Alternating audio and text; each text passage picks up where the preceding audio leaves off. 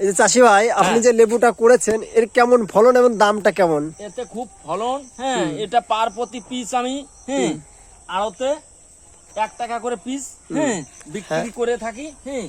খুব ফলন এতে, অসাধারণ ধরন দেখছেন তো।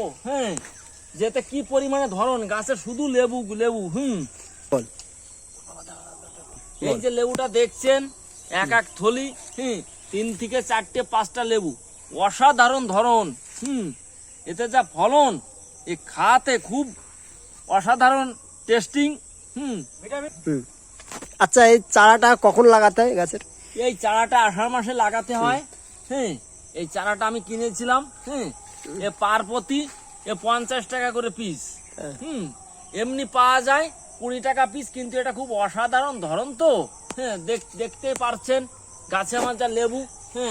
এ রেগুলার অন্তত 4000-5000 করে লেবু ভাঙি।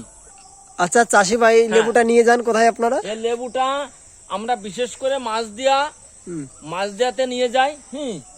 মাছদিয়াতে এটা পাইকারিতে বিক্রি হয়। এখান থেকে মাছদিয়ার থেকে এটা চলে যায় কলকাতা, দিল্লি, বহু বহু দেশ বিদেশে চলে যায়। আমার এই লেবু যারা খেয়েছে, তারা খেয়ে মোটামুটি তারা খুব আমার নাম করে। আর বাজারে এসেই শুধু বলে সেই চাষির লেবু নেবো, কনজ ভাইয়ের লেবু, কনজ ভাইয়ের লেবু। এরকম